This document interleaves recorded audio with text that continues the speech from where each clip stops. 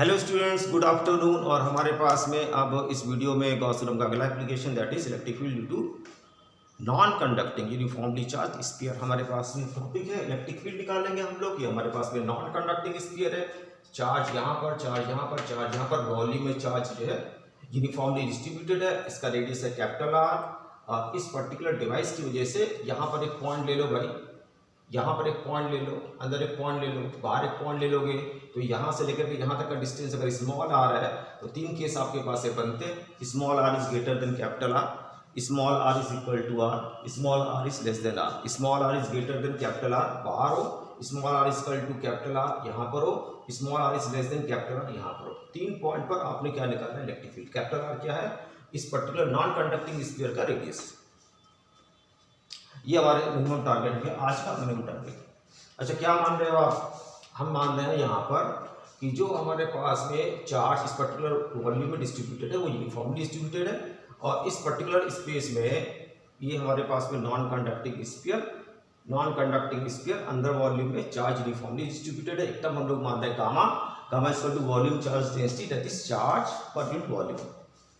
Charge per unit volume, electric charge unit volume में जो store है इस पर्टिकुलर जो है नॉन कंडक्टिंग स्फीयर के अंदर, वो आप क्या ले रहे हो, कांस्टेंट। तो अगर मानो टोटल चार्ज इसमें कैपिटल क्यू है और इसका रेडियस कैपिटल आर है, तो आपके पास में क्यू इस capital Q is equal to your total charge 4/3 pi capital R cube is equal to volume. तो capital Q divided by 4/3 pi R cube is gamma, and that we are taking is constant. चलिए बात करते हैं कहाँ पर, हम लोग बात करते हैं इस पर्टिकुलर जो है केस ए के लिए, जबकि आप इस पर्टिकुलर पॉइंट पर है और आपने यहाँ पर इलेक्ट्रिक फील्ड निकालनी है। आप ऐसा करो, एक गॉसियन सरफेस जो है यूज करो। गॉसियन सरफेस जो कि इस पर्टिकुलर जो है चार्ज डिवाइस के रिस्पेक्ट में सिमेट्रिकल होगा, वो भी एक क्या हो गया, स्फीयर, और उसका सेंटर इसका सेंटर कॉमन। तो एक कंसेंट्रिक आप जो है स्फीयर मान लो जिसका रेडियस क्या है, स्मॉल आर। तो ये आपके पास में क्या हो गया, स्फीयरिकल गॉसियन सरफेस। ये पॉइंट पी अंडर कंसिडरेशन। यहाँ पे छोटा सा एरिया ले लो डी ए। हेलो, यहाँ छोटा सा एरिया ले लो डी ए। अगर छोटा सा एरिया डी ए ले लोगे तो यहाँ पर इलेक्ट्रिक फील्ड, यहाँ पे इलेक्ट्रिक फील्ड, यहाँ पे इलेक्ट्रिक फील्ड, यहाँ पे इलेक्ट्रिक फील्ड, यहाँ पे इलेक्ट्रिक फील्ड, यहाँ पे इलेक्ट्रिक फील्ड का मैग्नीट्यूड सिमेट्री की वजह से क्या है, सेम। यहाँ पर हर पॉइंट पे इलेक्ट्रिक फील्ड का मैग्नीट्यूड सिमेट्री की वजह से क्या है, सेम। अच्छा, हमारे पास में एक चार्ज डिवाइस है, और अगर हम लोग जो है यहाँ पर इलेक्ट्रिक फील्ड का प्रोपोगेशन देखें तो ये पर्टिकुलर जो लाइन है, रेडियल लाइन, इसी के अलाइनमेंट में होगा, और इसी के अलाइनमेंट में जब इलेक्ट्रिक फील्ड होगा और जब इस पर्टिकुलर पॉइंट एरिया से पास होगा तो इलेक्ट्रिक फील्ड जो है इस पर्टिकुलर पॉइंट एरिया के परपेंडिकुलर हो गया। ये अगर पॉइंट एरिया डी है और डी के करस्पॉन्डिंग एरिया वेक्टर का direction perpendicular to the area outwardly, वो भी इलेक्ट्रिक फील्ड के डायरेक्शन में। एन कैप और ई के बीच में एरिया वेक्टर और ई के बीच में एंगल यहाँ पर थीटा 0, तो यहाँ भी थीटा 0। यहाँ भी आप शो कर सकते हैं कि हर पर्टिकुलर पॉइंट पर थीटा इज इक्वल टू 0। हम लोग कैसे करते हैं, हम लोग जो है एक पर्टिकुलर रेगुलर चार्ज सिस्टम की वजह से इलेक्ट्रिक फील्ड निकालने के लिए हम लोग पहले area integration of electric field over the close surface ये निकालते हैं। वो हमारा अपना मेथड होता है इलेक्ट्रिक फ्लक्स निकालने का। तो हम लोग अपने मेथड से इलेक्ट्रिक फ्लक्स निकालेंगे, फिर गॉस थ्योरम से इलेक्ट्रिक फ्लक्स निकालते हैं, और दोनों को हम लोग क्या कर देते हैं, कंपेयर, तो इलेक्ट्रिक फील्ड का मैग्नीट्यूड आ जाता है। चलिए स्टार्ट करते हैं। केस ए हम लोग ले रहे हैं, ये केस अंडर कंसिडरेशन है। तो इस पर्टिकुलर केस के लिए हम लोग ले रहे हैं sum vector E dot vector D A over the close surface. ये हमारे पास में क्या हो गया, इलेक्ट्रिक फ्लक्स। अच्छा, यहाँ पर आपने क्या बोला, हर पॉइंट एरिया के थीटा 0, तो आपके पास में सम क्या लिखोगे, ई डी ए, क्या लिखोगे आप, cos 0 over the close surface, this is equal to क्या लिखोगे, electric flux phi. This is area integration of electric field over the closed surface. You must know it is equal to flux phi. तो हमारे पास में हर particular point area के लिए theta is equal to आपके पास में है 0, तो cos 0 आपके पास में हो गया 1। तो यहाँ पर आपके पास में हो गया सम हो गया हमारे पास में E D A over the close surface, this is equal to your phi. अच्छा, ई आप क्या बोल रहे हो, यहाँ पर यहाँ पर यहाँ पर यहाँ पर हर पर्टिकुलर पॉइंट पर इलेक्ट्रिक फील्ड का जो मैग्नीट्यूड है वो आपके पास में क्या है, कांस्टेंट। ई को आप बाहर ले आओ, सम क्या कर लो, D A over the close surface, ये आपके पास में क्या हो जाएगा भाई, फाई, इलेक्ट्रिक फ्लक्स फाई। अच्छा, सम डी ए क्या होगा, डी ए का सम कर लो, तो वो कितना हो जाएगा, इस पर्टिकुलर जो है गॉसियन, ये पर्टिकुलर जो आपके पास में गॉसियन स्फेरिकल सरफेस है, इसका surface area 4 pi small R square तो आपके पास में आ गया answer this is equal to E into, यहाँ पे आप लिखोगे बच्चे क्या लिखोगे, E into 4 pi small R square. ये आपके पास में एक मेथड से फ्लक्स आ गया।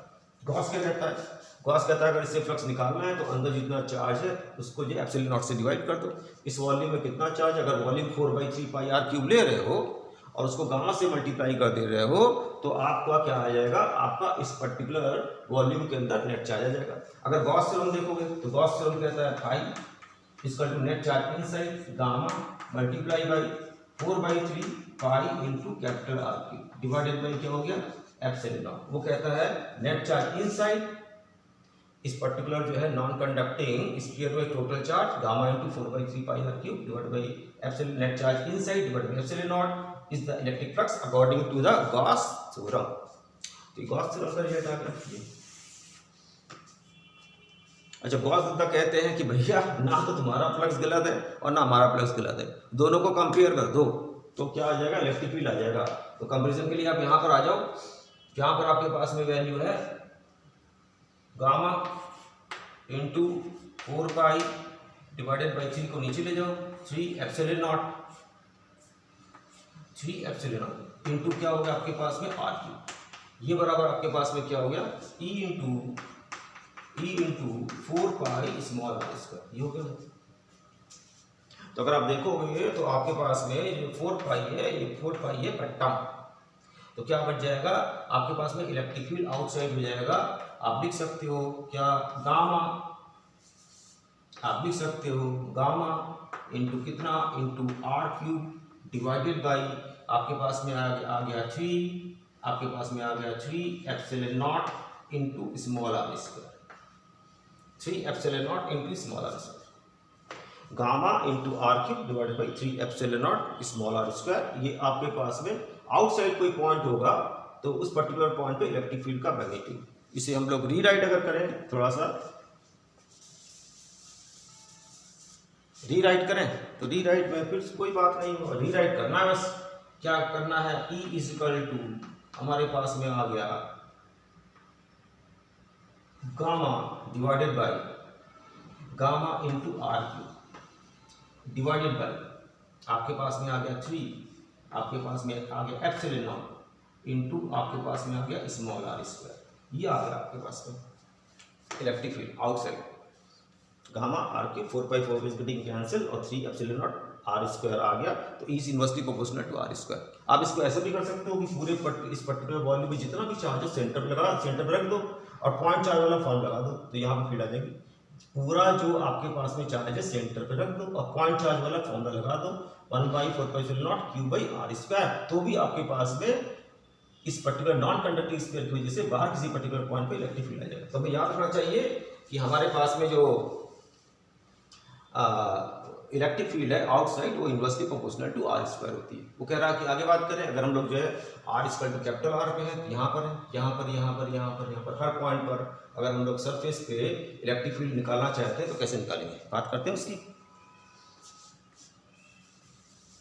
सेकेंड पार्ट,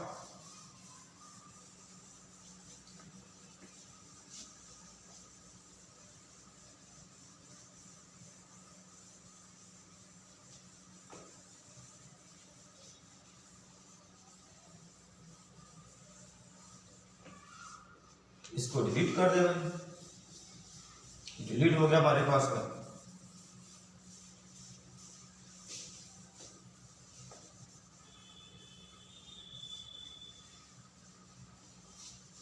चलो भाई कहां पे आ जाओ सरफेस पे, फटाफट सरफेस पे आ जाओ भाई। चलो सेकेंड पार्ट के लिए हम लोग जो है कहाँ पे आ जाते हैं सरफेस पे। ये हमारे पास में small R is equal to R, तो आप कहाँ पर हो, आप सरफेस पे हो, यहाँ पर हो। तो आपके पास में यहाँ से लेकर के यहाँ तक का डिस्टेंस क्या है, same capital R is equal to capital R. अच्छा क्या करो आप, इनफैक्ट जो है ये पर्टिकुलर डिस्टेंस जो स्मॉल आर है कैपिटल आर से बहुत थोड़ा जो है और बढ़ा दो ना। ये जो डिस्टेंस है आपके पास में, आप सरफेस पे रहना चाहते हो लेकिन थोड़ा सा, बहुत थोड़ा सा नेग्लिजिबल डिस्टेंस आगे आ जाओ। तो पूरा चार्ज आपके पास में क्या आ जाएगा अंदर, और आपके पास में यहां पर जो इलेक्ट्रिक फील्ड होगी हमने कहा करना है, सरफेस पे रहना है। गॉस थ्योरम से इलेक्ट्रिक फील्ड जो है निकालना चाहते हैं, तो आप क्या करो, आप जो आपके पास में जो पॉइंट अंडर कंसीडरेशन है उस पर्टिकुलर पॉइंट को आप जो है थोड़ा सा बाहर ले लो, यहाँ बाहर ले लो। ये डिस्टेंस बहुत कम है, ये डिस्टेंस अगर आप ले रहे हो बहुत कम है, तो यहाँ पे जो इलेक्ट्रिक फील्ड होगी वही लगभग यहाँ पे इलेक्ट्रिक फील्ड होगी, और आपके पास में जो चार्ज है, ये जो पर्टिकुलर चार्ज है इस पर्टिकुलर पॉइंट से गुजरने वाले जो गॉसियन सरफेस है उस गॉसियन सरफेस के अंदर आ जाएगा। तो अगर हम लोग R is equal to capital R की बात कर रहे हैं, तो हम लोग याद रखेंगे कि हमारा जो है अगर ये पर्टिकुलर मानना है कि टोटल जो चार्ज है वो गॉसियन सरफेस के अंदर होना चाहिए, तो आप क्या करो, एक पर्टिकुलर गॉसियन सरफेस ले लो जिसका सेंटर इसका सेंटर क्या है सेम, और उसका जो रेडियस है उस पर्टिकुलर R से थोड़ा सा ज्यादा है, डिफरेंस जो है नेग्लिजिबल है, तो थोड़े से ज्यादा यहाँ पर फील्ड क्या होगी सेम, और ये पर्टिकुलर जो वॉल्यूम पे जो चार्ज है अंदर आ जाएगा अंदर। तो हम लोग ये मान के चल रहे हैं कि अगर आप ऐसा समझ रहे हो, तो यहाँ पर अगर हम लोग पॉइंट एरिया ले रहे हैं से DA, अच्छा इलेक्ट्रिक फील्ड क्या कौन सा आपके पास है पार्ट हो गया second, small r is equal to capital R। तो आपको हम ये थ्योरेटिकली दे रहे हैं कि आप सरफेस पे हो और प्रैक्टिकली आप थोड़ा सा आगे बढ़ रहे हैं। अगर हम लोग यहाँ पे ले रहे हैं पॉइंट एरिया D, अच्छा गॉसियन सरफेस अब क्या हो गया, गॉसियन सरफेस कंसेंट इसी के इससे कॉमन सेंटर, और आपके पास में लगभग कैपिटल R रेडियस का गॉसियन सरफेस हो गया, इसी सरफेस पे आप मूव करोगे। इलेक्ट्रिक फील्ड क्या होगी, इलेक्ट्रिक फील्ड आपकी यहाँ पर इलेक्ट्रिक फील्ड का मैग्नीट्यूड हर पॉइंट पे सेम। अगर पॉइंट एरिया लोगे तो आपके पास में इलेक्ट्रिक फील्ड का डायरेक्शन चार्ज सरफेस के परपेंडिकुलर सिमेट्री की वजह से आउटवर्ड, रेडियल डायरेक्शन में आपके पास में इलेक्ट्रिक फील्ड होगी। अच्छा एरिया वेक्टर आपके पास में क्या हो गया सेम, दोनों के बीच में एंगल यहाँ पर थीटा जीरो, और यहाँ पे इलेक्ट्रिक फील्ड का मैग्नीट्यूड क्या हो गया सेम। तो आप जो केस भी ले रहे हैं, हम फिर से रिपीट कर रहे हैं कि आप जो है इस पर्टिकुलर सरफेस पे आना चाहते हो, प्रैक्टिकली जो गॉसियन सरफेस आप ले रहे हो वो इस पर्टिकुलर कैपिटल R से थोड़ा सा ज्यादा ले रहे हो, थोड़ा सा डिस्टेंस नेगेटिवली स्मॉल है, सो दैट कि यहाँ पे जो इलेक्ट्रिक फील्ड हो और यहाँ पे जो इलेक्ट्रिक फील्ड हो उसको कुछ फर्क ना हो, और पूरा जो वॉल्यूम में चार्ज है वो अंदर है। चलो स्टार्ट करो सर। बी पार्ट बहुत आसान है, आपके पास में सम आपके पास में है EDA vector E dot vector DA over the close surface is equal to phi, area increase electric field over the close surface, हम कभी बोलते हैं आपका मेथड है is equal to flux, electric flux through the chosen Gaussian surface. Theoretically Gaussian surface इसी को जो है सुपरपोज कर रहा है, प्रैक्टिकली समझने के लिए थोड़ा सा आपने जो स्मॉल r है यहाँ से लेकर के स्मॉल r सेंटर से लेकर के स्मॉल r का जो बाउंड्री है वो यहाँ तक है, थोड़ा सा बढ़ा ले लिया, स्मॉल r को कैपिटल R से थोड़ा सा बढ़ा ले लिया। चलो E डॉट वेक्टर D है, sum over the close surface equal to phi. अच्छा सर हर पॉइंट के लिए थीटा क्या बोल रहे हैं आप 0, तो आपके पास में हो गया सम, आप बोल रहे हैं E इंटू DA, क्या बोल रहे हैं cos 0, तो ये बराबर क्या हो जाएगा फाई, cos 0 आपके पास में 1 होता है, और E आपके पास में जो है कांस्टेंट है बाहर आ गया, तो E आपके पास में sum DA over the close surface is equal to phi. Gauss theorem is applicable for the close surface. तो यहाँ पर हमारे पास में ये फ्लक्स आ गया, आपके पास में sum DA over the close surface, DA का सम कर लो तो कितना आ जाएगा 4 पाई r स्क्वायर, तो आपके पास में हो जाएगा E into 4 pi capital R square, ये बराबर क्या हो जाएगा इलेक्ट्रिक फ्लक्स का। ये आपके पास में क्या होगा आपका मेथड होगा इलेक्ट्रिक फ्लक्स के लिए। गॉस क्या कहते हैं, गॉस कहते हैं भैया नेट चार्ज अंदर ले लो और उसको क्या कर दो गॉसियन सरफेस के अंदर नेट चार्ज ले लो और उसको एप्सिलॉन नॉट से डिवाइड कर दो, तो क्या आ जाएगा इलेक्ट्रिक फ्लक्स। अच्छा गॉस जी की बात करें तो फाई इक्वल टू क्या होगा हमारे पास में, फाई इक्वल टू हो जाएगा gamma into 4/3 pi into 4/3 pi into r³ divided by epsilon naught. ये क्या है net charge inside divided by epsilon naught, ये बराबर क्या हो गया फाई। ये किसका मेथड है भैया गॉस दत्ता का।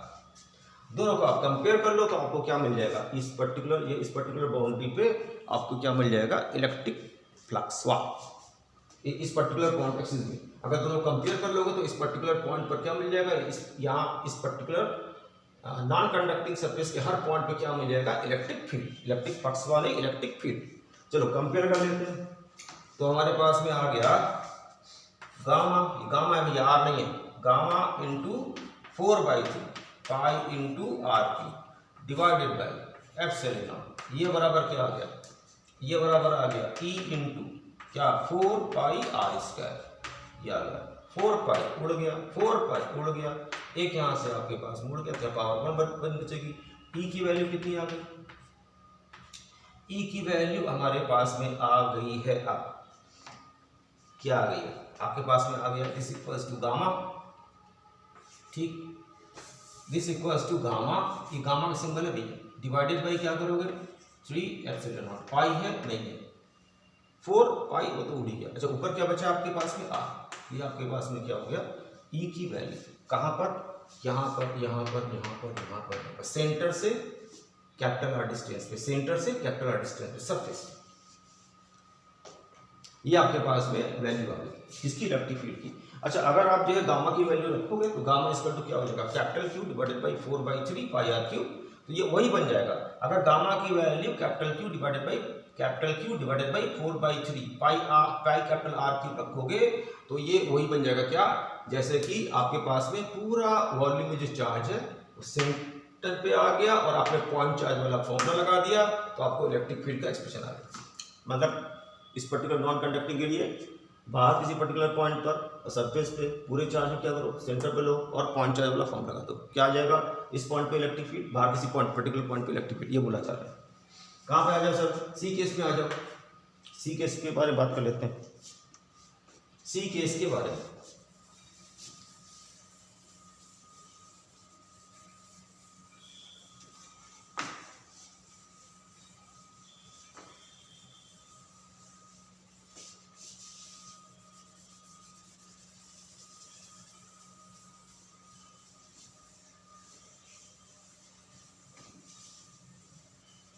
सी आपके पास में एक ऐसा पर्टिकुलर पॉइंट जो कि एक पर्टिकुलर पॉइंट जो कि इस पर्टिकुलर कंडक्टिंग नॉन कंडक्टिंग इस पर्टिकुलर नॉन कंडक्टिंग स्फीयर के अंदर है। सी केस, चलो सी केस के लिए आ जाते हैं।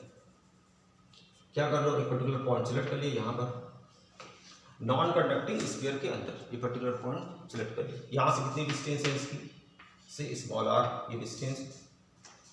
क्या करो, एक जो गॉसियन सरफेस ले लो जो कि इस पर्टिकुलर चार्ज डिस्ट्रीब्यूशन के स्पेक्ट पे सिमेट कर लो, तो क्या कौन सा होगा ऐसा सरफेस, स्फीयर होगा।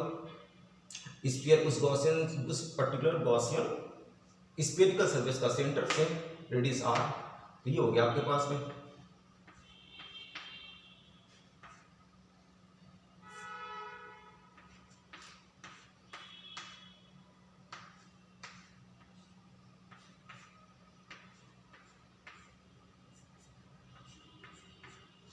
ये आपके पास में से वो गॉसियन सरफेस हो गई, स्फेरिकल सरफेस।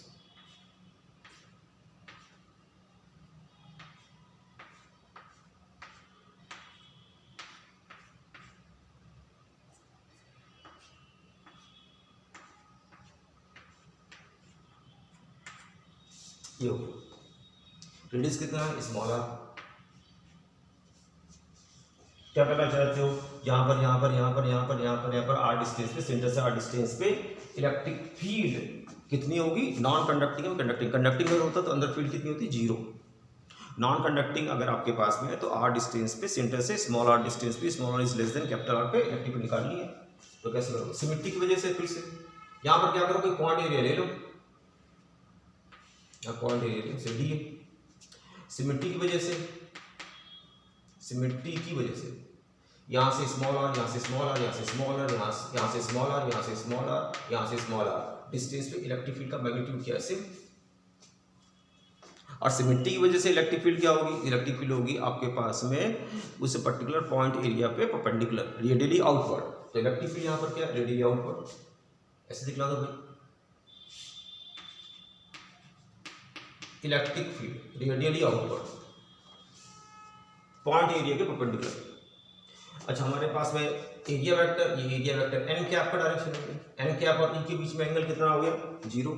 तो यहाँ पर हर पॉइंट पर फिर इलेक्ट्रिक फील्ड का जो मैग्नीट्यूड क्या है सेम, और हर पर्टिकुलर पॉइंट एरिया के लिए, हर पर्टिकुलर पॉइंट एरिया के लिए थीटा इज इक्वल टू 0।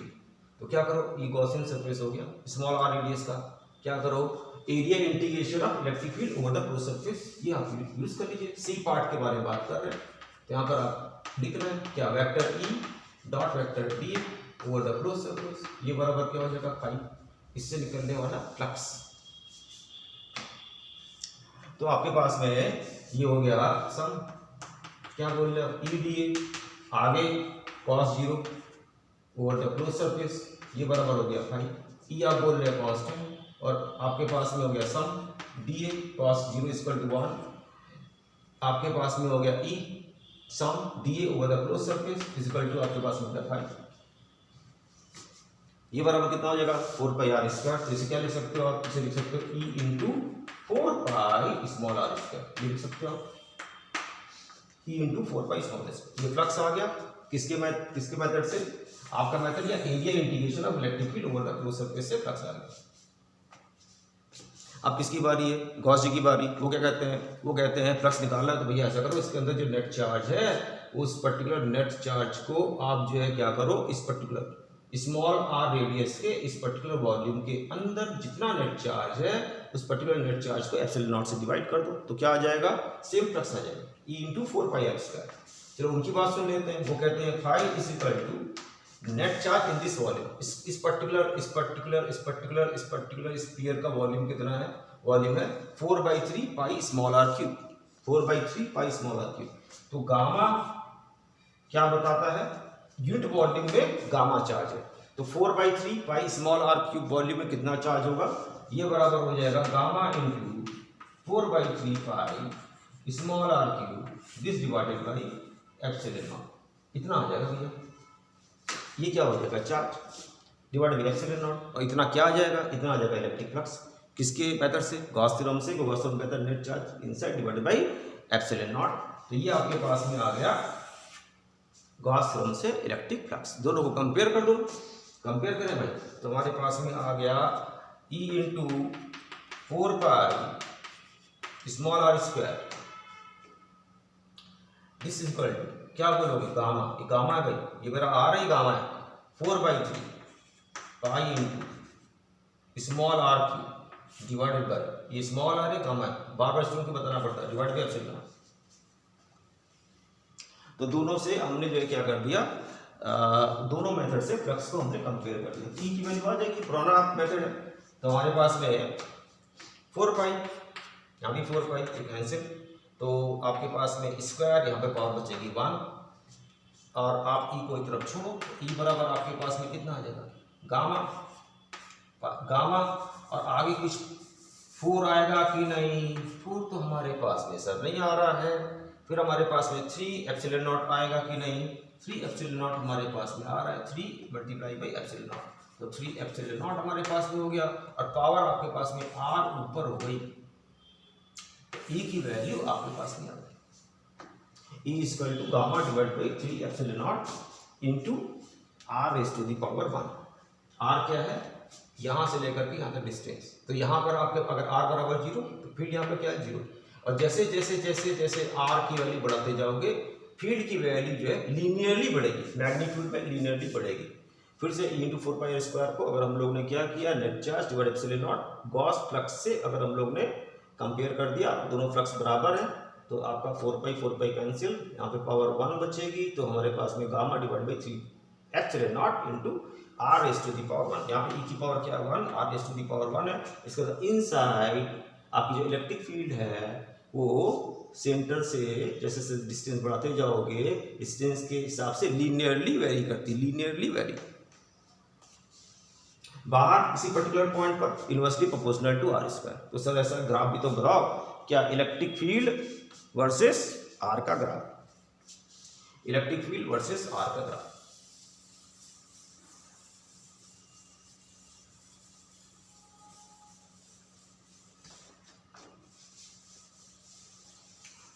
अब जो है क्रॉस कर रहे हैं नॉन कंडक्टिंग स्फीयर को, नॉन कंडक्टिंग स्फीयर को लेट्स से क्रॉस कर रहे हैं। कैसे क्रॉस कर रहे हैं? डायमीटर के अलाइनमेंट में। Non conducting uniformly charge sphere को अगर आप क्रॉस कर रहे हैं डायमीटर के अलाइनमेंट में, कैसे क्रॉस कर रहे हैं बच्चे? ऐसे क्रॉस कर रहे हैं, टक टक टक टक टक टक टक टक टक टक टक टक, ऐसे ऐसे क्रॉस कर रहे हैं।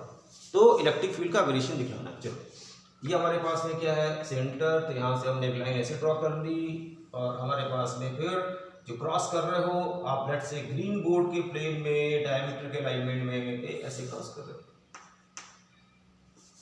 ऐसे क्रॉस कर रहे हैं, ऐसे क्रॉस कर रहे हैं आप। ठीक है, इधर क्या दिखाना है? इलेक्ट्रिक फील्ड का मैग्नीट्यूड, मैग्नीट्यूड। अच्छा ये आपके पास में क्या हो गया? बाउंड्री, नॉन कंडक्टिंग की बाउंड्री।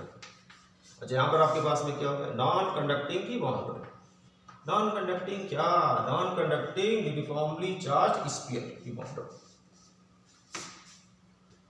ये क्या आपके पास में आर सेंटर से, आर प्लस आर इधर सेंटर से, माइनस आर इधर सेंटर से, प्लस आर इधर सेंटर से, माइनस आर इधर।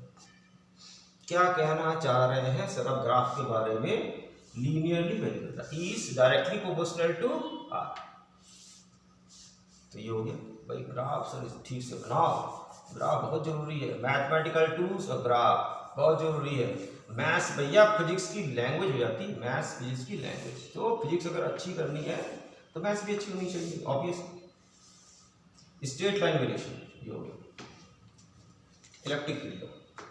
यहाँ पर क्या लिख रहे हैं? नॉन कंडक्टिंग स्फीयर के अंदर is inverse, is direct, excuse me, is directly proportional to R. क्या लिख रहे हो? Is directly proportional to R. R is to the power 1 ले लो, आर टू पावर 1 ये बोल रहे हैं। फिर ये प्रोसेस कहाँ तक चलेगा? सरफेस तक।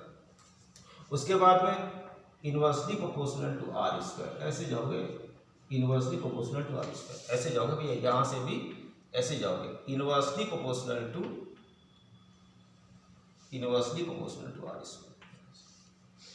तो बाहर के लिए क्या लिखोगे? इज, ऐसे लिखोगे is inversely proportional to R square. अच्छा यहाँ भी लिखोगे आप क्या? Is inversely proportional to R square. Small r is to the power 2 directly proportional to small r is to the power 1, small r is to the power 1, और बाहर is inversely proportional to r square, यहाँ पे r is to the power small r is to the power 2। ये आपके पास में graph बन गया। और यहाँ पर आगे जान लो, अगर यहाँ पर क्या दिया होता, अगर यहाँ पर non conducting sphere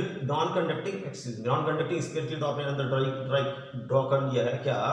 electric field का मैग्नीट्यूड वर्सेस क्या आर ग्राफ। अच्छा मैं कह रहा था अब यहाँ पर ये भी जान लो कि अगर आपके पास में इस पर्टिकुलर केस में नॉन कंडक्टिंग स्फीयर ना दे करके नॉन कंडक्टिंग सिलेंडर दिया होता, सिलेंडर, तो भी इलेक्ट्रिक फील्ड का वेरिएशन अंदर लीनियर होता, ऐसा ही ग्राफ बनता। Is directly proportional to axis में, is directly proportional to R, is directly proportional to R, अंदर ऐसे ही बनता।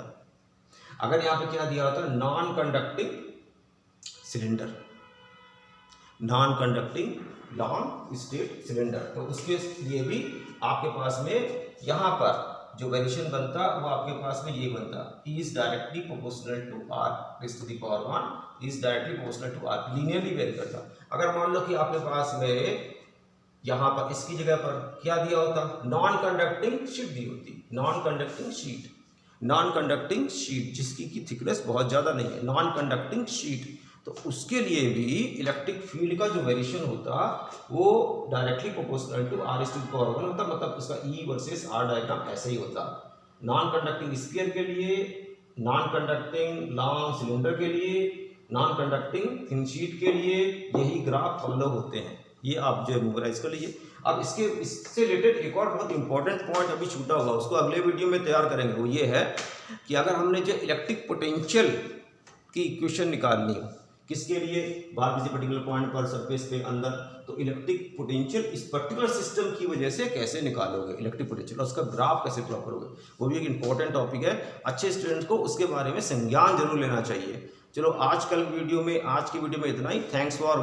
वॉचिंग। और आप जो है पढ़ते रहो भाई, मजे से खुश होकर पढ़ते रहो या दुखी होकर मत पढ़ते रहो। ओके।